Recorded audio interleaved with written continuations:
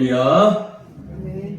오늘도 예배 자리에 오신 여러분들을 환영하고 축복합니다.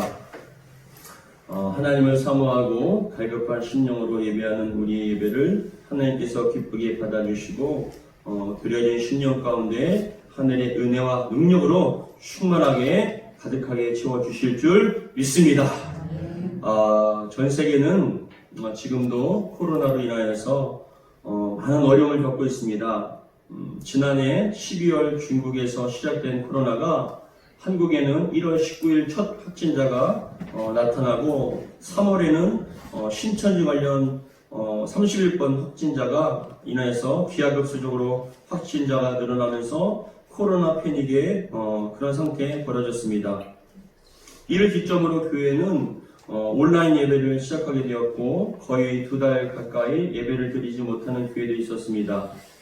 한국 기독교 총회에서는 5월 31일을 예배 회복의 날로 선포하고 다시 예전처럼 예배를 드리자는 그런 캠페인을 하기도 하고 있습니다. 하지만 현실은 코로나에 대한 걱정을 지울 수가 없습니다.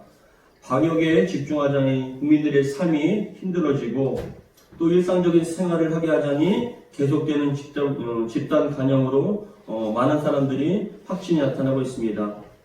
이러지도 못하고 저러지도 못하는 상황이 계속되고 있습니다. 그래서 방역을 해야 할 분들도 사업이나 장사를 해서 먹고 살아야 할 분들도 서로가 힘든 그러한 상황이 계속적으로 이어지고 있습니다. 이러한 어려움은 교회도 마찬가지입니다. 지금도 많은 교회들이 어려움을 호소하고 있습니다. 지난주에 전국에서 목회를 하고 있는 친한 형 목사님에게 전화가 왔습니다. 박 목사 잘 지내고 있어? 어떻게 지내고 있어? 좀 많이 힘들진 않아? 라는 그 여러 가지로 저에게 안부를 전했습니다. 그런데 그 전라도에 있는 그 형님 교회는 그래도 꽤 큰 교회인데 전라도에는 확진자가 거의 없습니다. 전라도에는 거의 확진자가 없는데 그래도 방역하는 의미에서 예배를 온라인 예배로 전환을 하고 2달가량을 그냥 온라인 예배만 드렸답니다.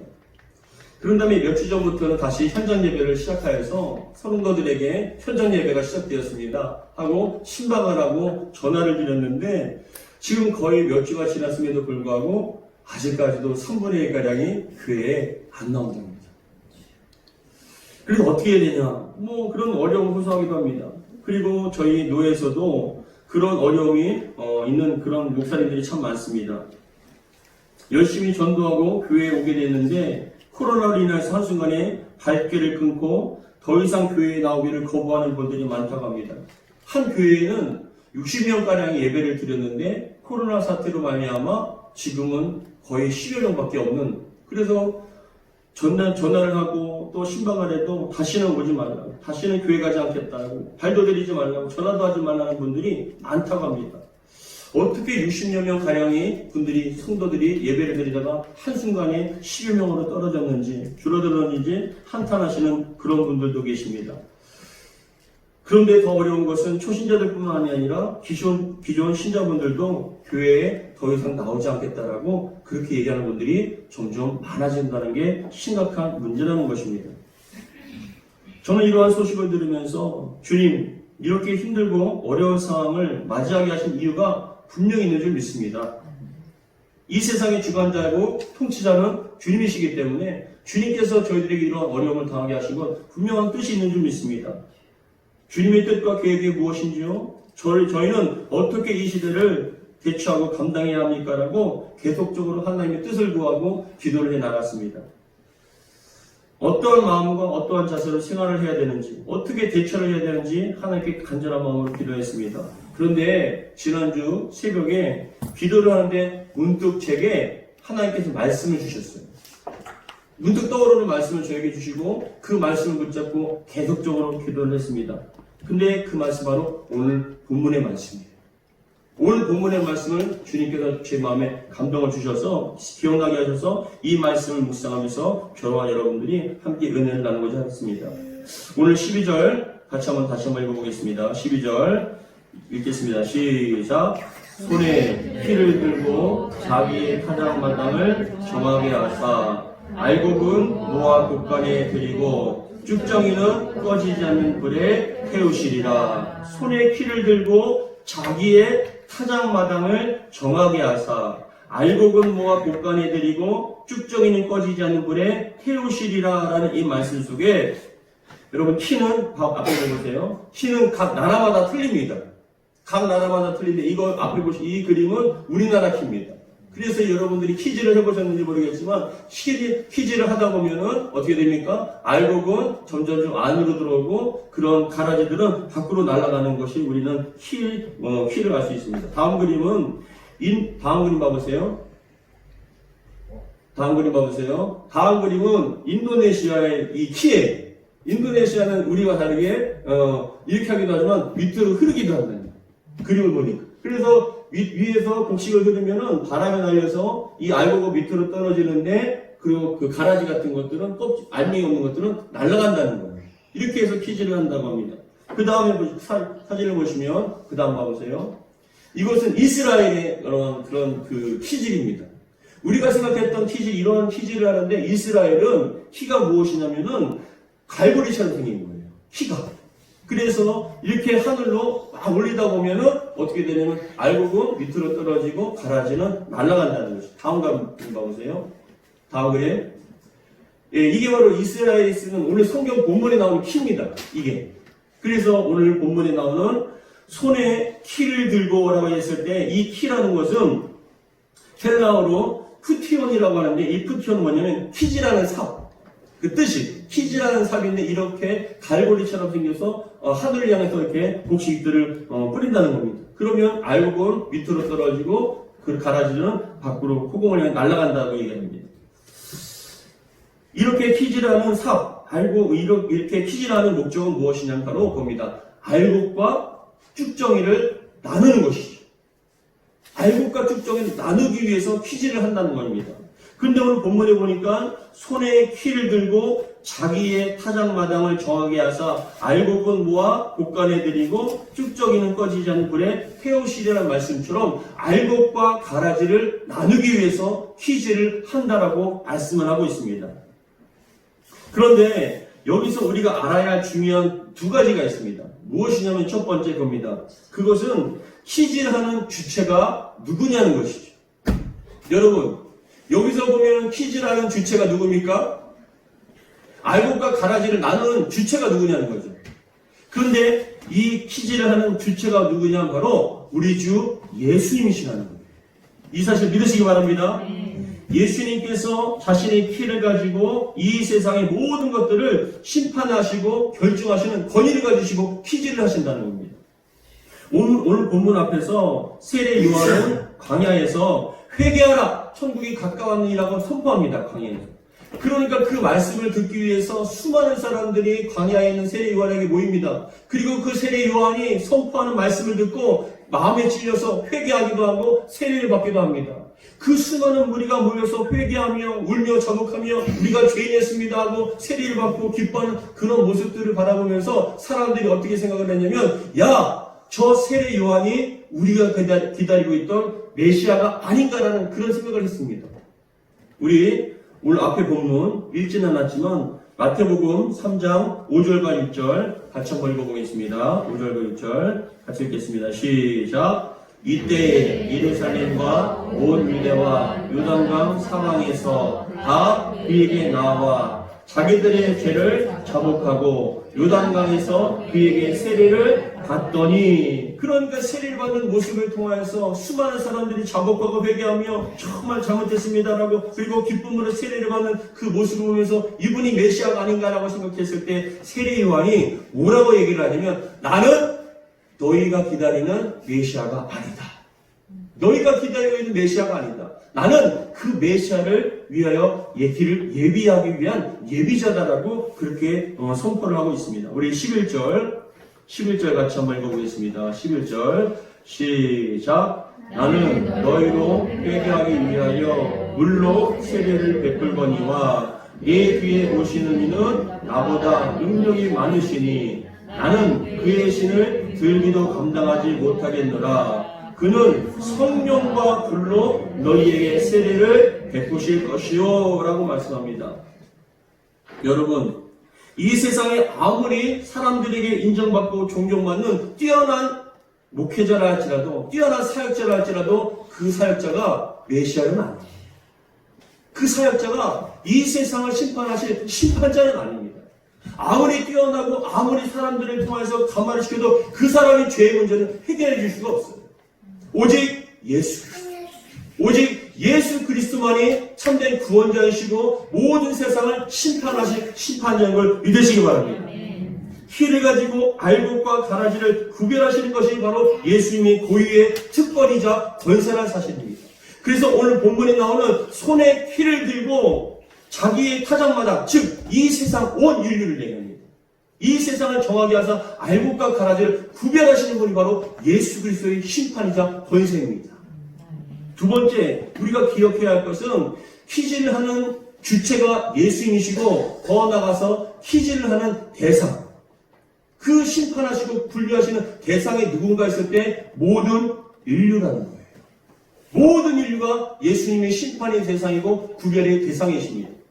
우리 12절, 오늘 본문 12절 같이 한번 읽어보겠습니다. 시작. 손에 키를 들고 자기의 타작마당을 정하게 하사 알곡은 모아 곳간에 들이고 쭉정이는 꺼지지 않는 불에 태우시리라. 여러분, 손에 키를 들고 자기라는 소유자는 온 인류를 얘기하는 거예요. 온 인류를 정하게 하사 알곡은 모아 곳간에 들이고 천국이죠. 그리고 쭉정이는 꺼지지 않는 불, 지옥입니다. 그것을 심판하시고 판단하실 권세자가 예수 그리스도신데 그 심판의 대상은요 모든 인류라는 겁니다. 여러분, 지금도 세상에는 각각의 종교와 신들이 있습니다. 자기가 믿는 그런 대상들이 있습니다. 그러나 이 세상에 어떤 사람이라 할지라도 자기의 신을 부르고 자기가 믿는다고 할지라도 그 모든 것은 소용없습니다. 오직 예수 그리스도에는 구원자가 없고 심판자가 없다는 사실입니다. 여러분, 예수님을 잘 믿으시기를 주의 이름으로 축복합니다. 마태복음 앞에 보시면 마태복음 25장 같이 읽겠습니다. 시작. 인자가 자기 영광으로 올 때에 자기 영광의 보좌에 앉으리니 모든 민족을 그 앞에 모으고 각각 구분하기를 목자가 양과 염소를 구분한 것과 같이 하여. 여러분, 인자가 자기의 영광으로 모든 천사와 함께 올 때가 이때가 바로 마지막 주님의 재림 때예요. 주님께서 이 세상에 재림하시면 천군과 천사와 함께 나팔과 함께 영광으로 임재하시면 이 세상의 아담부터 지금까지 존재했던 모든 인류는 주님의 심판 앞에 서게 되어 있습니다. 자기가 어떤 종교가 있고 어떤 신을 부르는지는 상관없습니다. 그 사람들도 다 심판의 대상이에요. 그랬을 때 예수님께서는 양과 염소를 오른편과 왼편 나누듯이 이 세상의 모든 인류를 예수 믿는 자와 믿지 않는 자를 나누실 것이라고 말씀하고 있습니다. 그래서 심판의 주체가 누구이십니까? 우리 예수님이십니다. 심판의 대상이 누구입니까? 저와 여러분들뿐만 아니라 온 인류가 다 주님의 심판과 구별의 대상이 되신다. 여러분, 이것에 대해서 감사하시기 바랍니다. 예수님을 온전히 알고 믿고 여러분 따르는 것에 대해서 감사하시는 저와 여러분 되기를 주의 이름으로 축복합니다. 저와 여러분들은 오른편에 양편에 있게 될 줄 믿습니다. 그런데 이러한 예수님의 구별과 심판은 어느 누구도 거부하고는 피할 수 없는데, 그런데 중요한 것은 봅니다. 마지막 재림 때만 심판하시고 키질을 하시는 것이 아니라 지금도 주님께서는 여러 가지 상황과 문제와 자연재해와 여러 가지 사건과 상황들을 통해서 지금도 영적으로 키질을 하고 계시다는 사실입니다. 어떻게 보면 요한계시록에 보면 인재앙이 나오고 나팔재앙이 나오는데 이를 뛸 때마다 여러 가지 사건이 나타납니다. 나팔이 부하고 부러질 때마다, 하늘에서 나팔이 부러질 때마다 우리 눈에 보이는 현상에서는 자연재해가 일어나고 전쟁이 일어나고 여러 가지 문제가 일어난다는 것이에요. 우리 요한계시록 8장 같이 한번 읽어보겠습니다. 시작. 셋째 천사가 나팔을 부니 횃불같이 하는 큰 별이 하늘에서 떨어져 강들의 3분의 1과 여러 샘물에 떨어지니 이 별 이름을 쓴 쑥이라. 물의 3분의 1이 쓴 쑥이 되매 그 물이 쓴 물이 되므로 많은 사람이 죽더라. 영적으로 보면 쑥을 나팔이 부러질 때 쓴 쑥이 떨어지는 거예요. 그래서 물이 썩어지게 되고 마시지 못할 물이 되는데 우리 눈에 봤을 때는 무엇으로 나타나냐? 그것이 바다가 오염되거나 물이 오염되거나 아니면 전쟁이 일어나거나 육신의 눈으로 봤을 때 그러한 자연재해와 현상과 그런 전쟁으로 나타난 그런 것처럼 보이지만 영적으로 봤을 때 주님께서 그것을 통하여서 희재를 하고 계신다. 심판하고 계신다. 지금도 저는 이 코로나 사태를 통해서 어떤 것이 예수님이 하나님의 심판이 그런 걸 떠나서 이 코로나로 말미암아서 진정한 알곡과 가라지가 많아지는 현상을 볼 수가 있어요. 그렇다면 여러분 알곡 신자의 특징은 무엇일까요? 여러분들이 알곡 신자가 되기를 주의로 축복합니다. 근데 그 알곡 신자의 특징이 무엇일까요? 첫 번째 따라하겠습니다. 열매가 있다는 것입니다. 열매가 있어요. 알곡 신자는요 열매가 있습니다. 근데 그 열매라는 것이 무엇이냐 하면은 그겁니다. 똑같이 교회를 다니고 똑같이 예배 드리는 것 같지만 똑같이 찬양하고 똑같이 기도하는 것 같지만 결정적인 차이가 그 속에 열매 있는 신앙은 진정한 알곡 신자는 뭐냐? 예수님에 대한 믿음과 확신이 있다는 거예요. 예수님께서 나를 위하여 십자가에 못 박혀 죽으시고 3일 만에 부활하셨다는 확신이 있습니다. 믿음이 있습니다. 그리고 예수님의 그 피로 말미암아 내 죄가 다 사함받았다는 그런 확신이 있고 내가 죽으면 어디 갑니까? 천국 간다. 그런 확신 있는 삶과 신앙생활하는 그 사람이야말로 참된 알곡 신자라는 겁니다. 우리가 앞에서 봤던 것처럼 가라지와 알곡은 섞여 있습니다. 그러나 키즈를 해보면 압니다. 키즈를 해보면 압니다. 알곡이 있는 열매가 있는 신앙은요 더욱더 주님 앞에 나아가고 주님 앞에 더욱더 확신 있게 나아갈 것입니다. 어떠한 어려움이 있어도 더욱더 주님을 바라볼 것입니다. 다음 그림 한번 보세요. 그림 같이 한번 보겠습니다. 보십시오. 키즈를 하면 할수록 어떻게 됩니까? 알곡은 그 자리를 지킵니다. 그러나 가라지는 날아가게 되어 있어요. 이번 이 사태를 통하여 여러 가지 문제를 통하여 여러분 삶 속에 나타나는 수많은 일들로 말미암아 신앙과 믿음이 점점점 죽어지고 신앙과 믿음이 점점점 쇠퇴해지고 하나님을 떠나고 교회를 떠나는 그런 현상 가운데 여러분들만큼은 끝까지 주님 품에 있기를 주의 이름으로 축복합니다. 그래서 알곡 신자와 가라지 신자 종교생활은 가라지와 같은데 종교생활은요 어떠한 확신이 없이 친구나 가족 누군가의 권유로 그냥 다니게 됩니다. 그러나 10년을 다니든 20년 다니든 그 속에 열매가 없어요. 예수님에 대한 확신, 죄사함의 확신, 천국에 대한 믿음 그런 것이 없이 그냥 확신 없이 다니는 그런 사람은요 언젠가 어떤 문제가 있으면 다 날아가게 됩니다. 두 번째 알곡 신자의 특징은 따라하겠습니다. 아무리 강한 키즈를 해도 날아가지 않습니다. 봐보세요. 키즈를 강하게 합니다. 키즈를 강하게 하는데 알곡은 열매가 있고 무겁기 때문에 안 날아가고 그 자리를 지킵니다. 밑으로 떨어집니다. 근데 가라지가 어떻게 돼요? 바람에 날아간다는 건 열매가 없어서 그만큼 가볍다는 것입니다. 가라지는 바람과 키즈를 이겨낼 수가 없습니다. 잘 봐보세요. 신앙생활하는 것 같은데 교회를 다녀도 예수님과 천국에 대한 확신과 소망이 없으면 환경과 상황이 어려워지면 큰 문제가 생기면 주님 앞에 나옵니까? 세상으로 나갑니까? 교회의 발길을 끊습니까? 아니면 더욱더 주님을 바라봅니까? 여러분들은 어떠한 문제가 있으면 있을수록 건강의 문제, 물질의 문제, 환경에 여러 가지 문제가 있으면 있을수록 더욱더 주님 앞으로 나오십니까? 주님 앞에 매달리십니까? 더욱더 주님을 붙잡고 기도하십니까? 알곡 신자인 줄 믿습니다. 아멘. 그러나 가라지는 어떻게 됩니까? 야, 기도해도 소용없구나. 내가 정말 이거는 뭐하러 교회 다니냐? 이 어려운 상황이 지금 이런데 뭐하러 다니냐 하면서 그냥 주님의 옆을 떠나버려요. 코로나가 문제가 아니에요. 앞으로 더 큰 일들이, 더 많은 일들이 일어날 겁니다. 우리가 교회에 나오는 걸 방해하는 영적 장애물들이 더욱더 많아질 것입니다. 그러면 그럴수록 그것 때문에 교회 나가고 그것 때문에 교회를 떠난다면 주님께 옆을 떠난다면 그 사람은 결국 가라지와 같다라는 것입니다. 저는 여러분들이 다시 한번 축복합니다. 가라지가 되지 않기를 주의 이름으로 축복합니다. 힘든 일이 있으면 있을수록 괴로운 일이 있으면 있을수록 더욱더 주님 앞에 나오시기 바랍니다. 환경이 어려워지고 상황이 어려워집니까? 다른 사람들은 다 떠난다 할지라도 여러분들은 교회의 자리, 주님의 품의 자리를 지켜나가기를 주의 이름으로 축복합니다.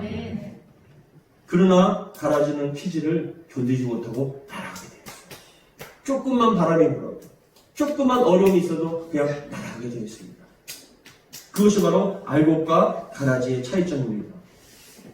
그렇다면 알곡 신자가 되려면 어떻게 되어야 될까요? 여러분, 참 은혜가 되는 것이 무엇이냐?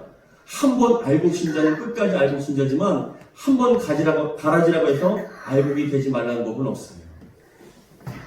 주님이 은혜를 받으면 될 줄 믿습니다. 변화될 줄 믿습니다. 그런데 그 가라지와 같은 신앙이라 할지라도 알곡과 같은 신앙이 되기 위해서는 어떻게 해야 되느냐? 여기에 소망이 있는 것이에요. 주님께서 하시면 되니까. 근데 첫 번째, 그 알곡 신자가 되기 위해서는 우리의 힘과 의지로 되는 것은 아니에요. 잘하셔야 됩니다. 여러분들이 되고 싶다고 되는 건 아니에요. 주님께서 역사하셔야 됩니다. 그런데 우리가 할 수 있는 것이 있는데 그것은 첫 번째 무엇이냐? 따라하겠습니다. 먼저 자신의 죄인됨과 외식을 회개해야 합니다. 믿습니까?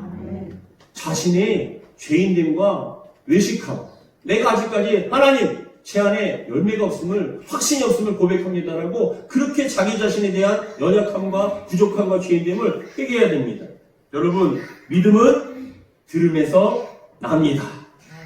그래서 말씀을 계속 들어야 합니다. 한 번 듣는 것보다 두 번 들어야 하고 두 번 듣는 것보다 계속 들어야 합니다.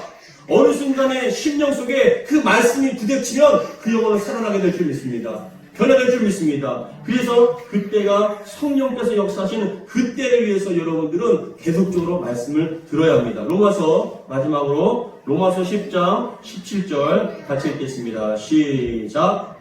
그러므로 믿음은 들음에서 나며 들음은 그리스도의 말씀으로 말미암느니라. 믿음은 어디에서 생깁니까? 들음에서 납니다. 여러분 참 신기하죠? 저를 봐보세요.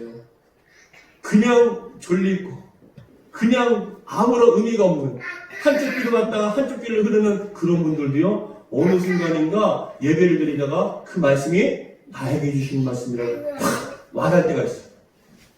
그 말씀을 통하여 어떠한 스파크가 일어나듯이 어떠한 주님과의 어떤 뜨거운 만남이 있고요, 눈물이 있고요, 어떠한 기쁨과 감사가 있습니다. 그때야 비로소 그 사람은 건너는, 그때야 비로소 그 사람은 알고 신자가 되는 겁니다.